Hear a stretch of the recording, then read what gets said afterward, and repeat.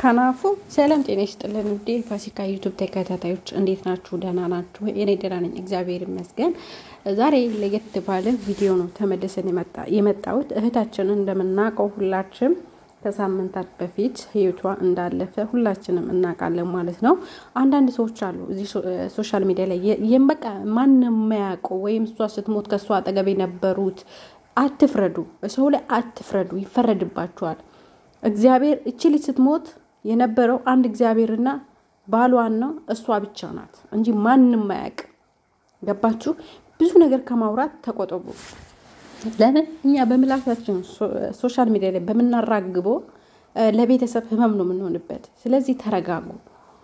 መረጋጋት ብዙ ነገርን ያረጋጋል። እናንተ ተወጡና እንትና እንዲያደረገ እንትና በዚህ ጋር ገባ እንትና በዛ ጋር ገባ ፈለጠ ቆረጠ አትበሉ። ተረጋጉ እስቲ ትንሽ። እግዚአብሔር ባጸደ ገነት ነፍሷን ያኑርልን ለቤተሰቦቿ። እሷስ አንዴ ሞታለች ሄዳለች ምንም አታይም እዚህ ዓለም ላይ የሚሆን ማለት ነው። ግን ሰው በየቀኑ በቃ የተለያየ ወሬ እንዴ! ይሄ እኮ ህይወት ነው እንጂ ሌላ ነገር አይደለም። ሰው እኮ እግርና እግርም ይጋጫል። ገባችሁ? ይሄ ልጅ እውነት እንደዚህ ካደረገ እኮ ማለት ነው ህሊና ራሱ ይወቅሰዋል።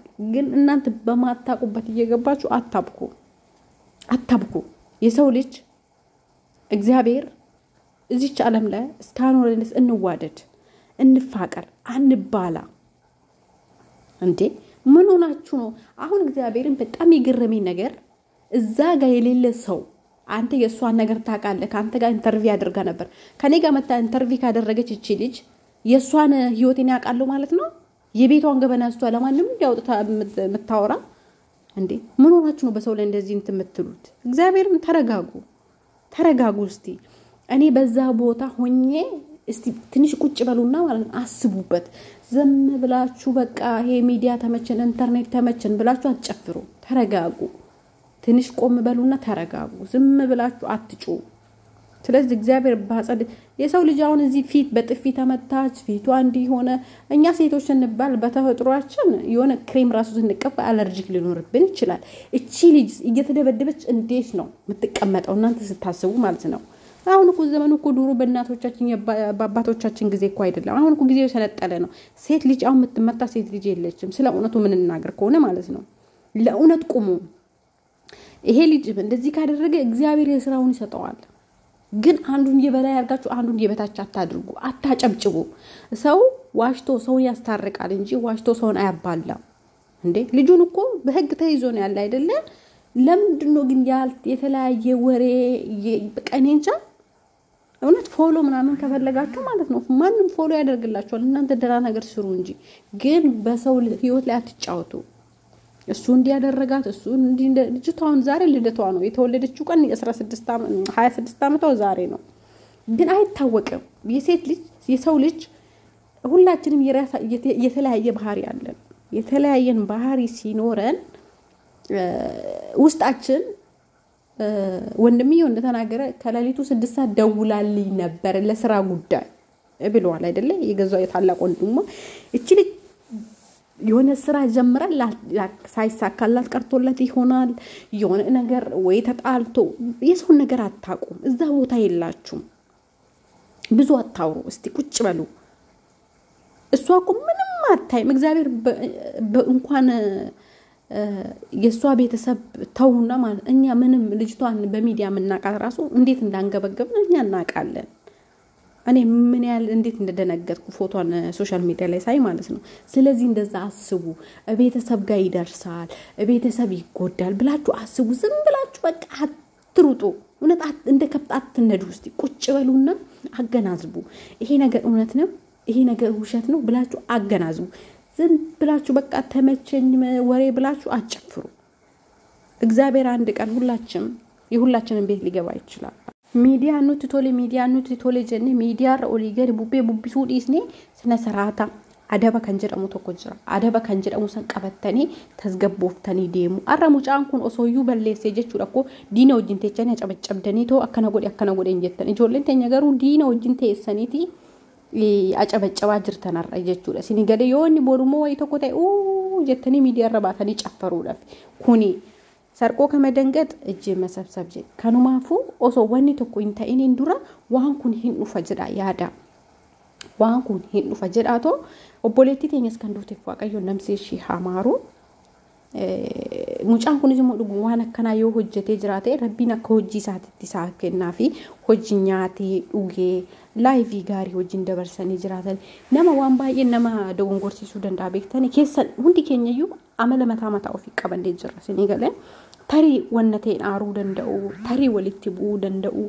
sin bakka san hin jirtan namatti faradina maaliif yeroo bakka san jiraattan namatti farada yeroo oduu bakka san hin jiraatin garuu namatti faradina dhugaa rabbiin nama arga hunda keenyayyuu rabbiin akka hojii keenyaatti nuu kenna waaqayyoon namsee ishee hamaaru guyyaan har'a guyyaa dhaloota isheeti happy birthday sin jenna bareedduu keenya rabbiin namsee keenya hamaaru baasa dagannati namsee ate ejjesu hundi keenyayyuu bakkuma saniif teenya qanii eegganna malee rabbiin immoo mana isaa keessa siyaa jiraachisu siyaa qananiisu maqaan keetu qananiidha siyaa qananiisu sin jedha biyyoo sittaa salbisu waaqayyoon mana jireenyaa keessa mana isaa jireenya isaa bara baraa keessatti siyaa yaadatu baay'ee garaa nama nyaata garuu umaa godhuu hin danda'u namni tokko way tokko erga ta'een booda lubbuun namaa hin deebitu kanaafuu waan kanarraa baratee immoo wanta itti aanutti akka hin deemne eeguu qabdu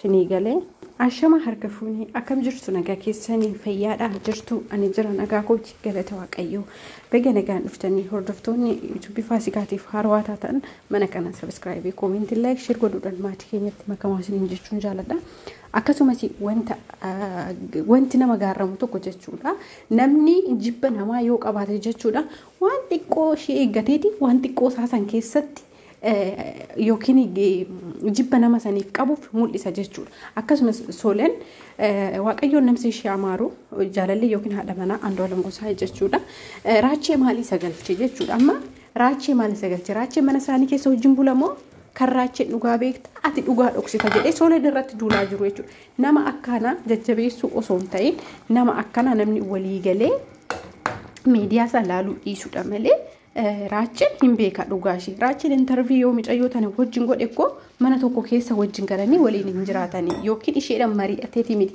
yeroo wanti kun ta'u jechuudha rabbii fi isaa fi ishee bichaatu beeka sigalee namni wanni hin beekne tokko quba tokko namatti hin qabini qubni afran immoo siif gaafii si gaafachaa jiru sila ta'ee fi akkasumas immoo mikinaata guyyaa arraa kana godhuudhaan guyyaan arraa guyyaa dhaloota ishee tureeyyuu waaqayyoon bakka jireenya ishee jireessu mana bara baraa mana hundi keenyayyuu hin hafne deemtee jirti jechuudha isheen kanaaf waaqayyoon namsee ishee hamaaru biyyee galabaa ishee dhafaa godhuufu garuu namni immoo jechuudha wanta hin argine haasa'uudhaan dura wanta hin argine tokko haasa'uudhaan dura waan kun boodas anarra singaa jennee osoo gad dhaabbanne ilaalle wayya keessattuu nama social media irra bahee waa tokko hin dubbanne nama hin arrabsine irratti ushettanii irratti hin duulina sini biyyoota talaayee keessa teessanii nama irratti hin duulina sini biyya keessa osoo jiraattanii bakka namni sun jiraatu jiraattanii jechuudha waan takkashii dubbachuu hin dandeessan kanaafuu miidiyaa irra teessanii bicha